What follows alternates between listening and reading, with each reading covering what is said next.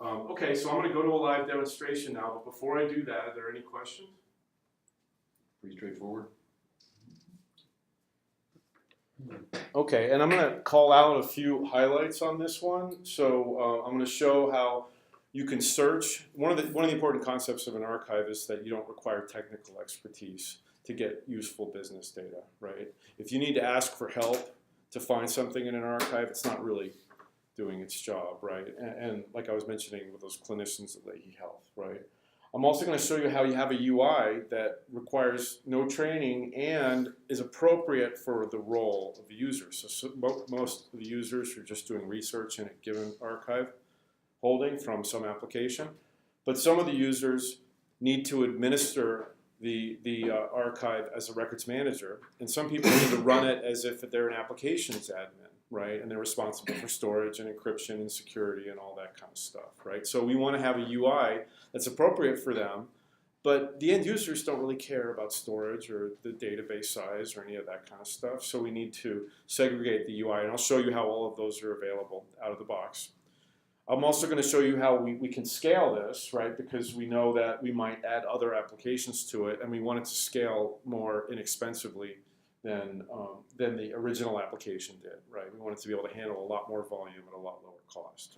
And by the way, I didn't have a chance today because we don't have HDMI, but a lot of times I run the demo on a Raspberry Pi just to show how efficient it is. And this one runs $35, and I do lessons with kids at the library down in Dallas all the time using these. And I was excited to demo on it today, but we just didn't have the chance because of these plugins. Here's another one.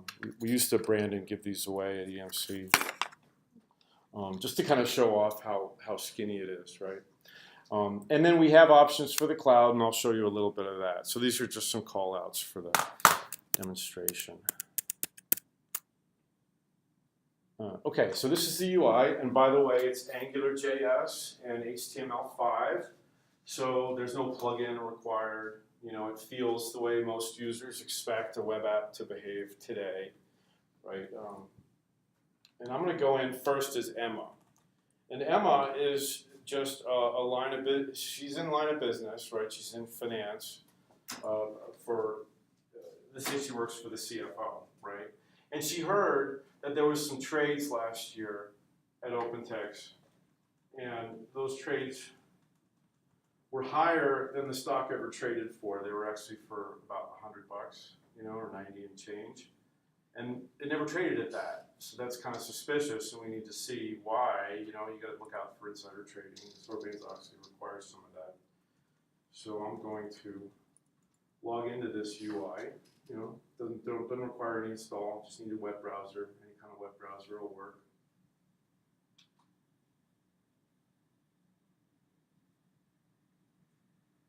And you'll see that Emma has a list of applications that have been archived to the system. And I'm going to look for the trades one. There it is, trades. And we have a couple of searches that you can do. I'm just going to look for a simple set of trades for OpenText stock. So I'm just trying to see if there's any shady trades out there for OpenText stock. And sure enough, I got a bunch of trades, but most of them look reasonable, like 60 looks reasonable. Wait a second, 95, that shouldn't be there. Okay, let's take a look at, let's sort them by price.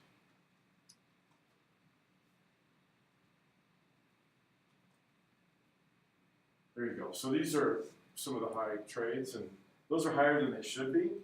So I think I probably just need to save a record of this and maybe show it to somebody else, maybe email them a spreadsheet that shows these trades that I just researched that maybe we need to look into a little bit more. So I'm going to go ahead.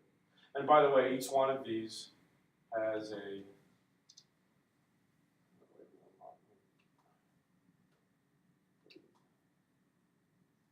I can open these records, and these look like just a regular database record, but you'll notice that they're associated with a lot of other files, like a PDF file. And if I wanted to, I could, or even a recording from the call center where somebody said, hey, you know, buy it at 99 or something like that, right? You can have that recording also saved there in the same archive.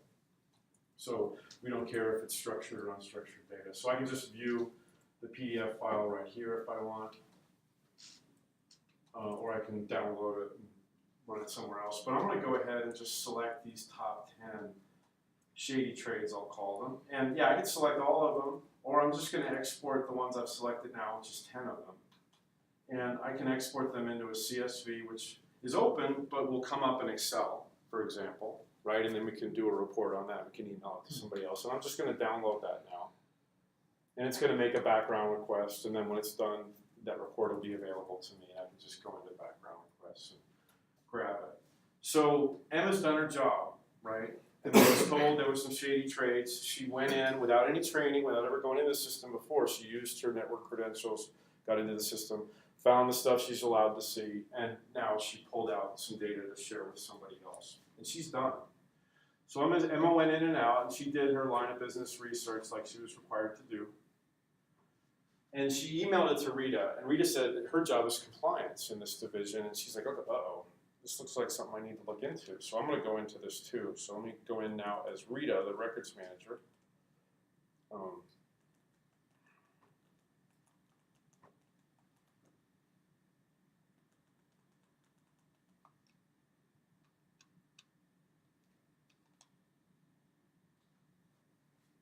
Okay, and you'll see Rita has the same interface more or less, but we've got these extra tabs like dashboard and compliance. But let's first just look into those same trades, to do.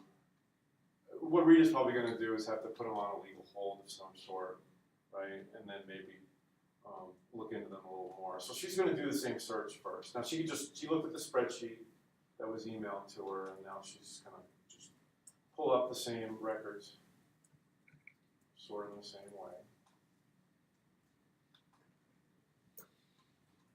Okay, now if I want to, I can select it by before, but you'll notice a difference now.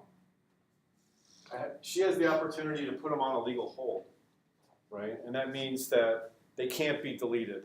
Now, one of the things that's nice about InfoArchive is that not only can we archive the data and hang on to it in a mutable form as long as we want, we can automatically delete the data once we no longer need it. It can have retention policies applied and enforced in a defensible fashion so that if later you're asked what happened to that record you had to hang on to for 10 years, you can say, here's the record of me hanging on to it for 10 years, and here's the record of me disposing of it, right, in a way that auditors will accept. Again, from the same UI, this simple HTML5 UI that doesn't require any special client software. Okay, so I've taken these records here that are suspicious, and I'm going to put them on hold. And we have a lot of different holds available, but I think the trades hold is appropriate for this one. And I could limit this by role for individual users, if I don't want them to use certain holds. I can limit them by application. I'm just going to call it shady. Trades 6.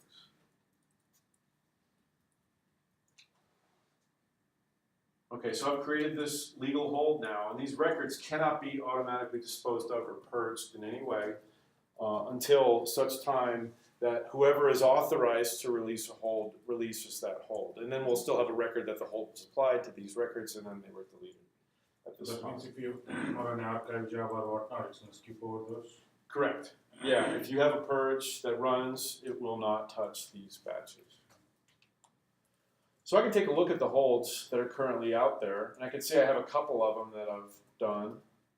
And I can take a look at this one specifically if I want. And you can see that I've got these 10 records. And if I wanted to, I could apply special new retention policies to this. I could delete the shady trade record altogether if I want. Now, other things that Rita might have to do in her job, besides just putting this on legal hold, is maybe she needs to purge data.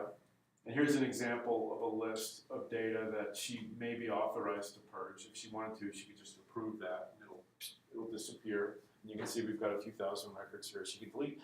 They've basically already met their retention policy, and now they're just taking up space. And maybe they represent a liability, right? Data you don't want to hang on to anymore because somebody might, say it's discoverable in court, right? You don't want to pay for the records that are going to get you in trouble too, right? So we can also reject that and say, okay, look, I'm not going to throw this out now because I'm concerned about this legal action right now. I'm So, and we can automate it so that you don't have to pull the trigger to do a purge. It's automatic too. It can go either way.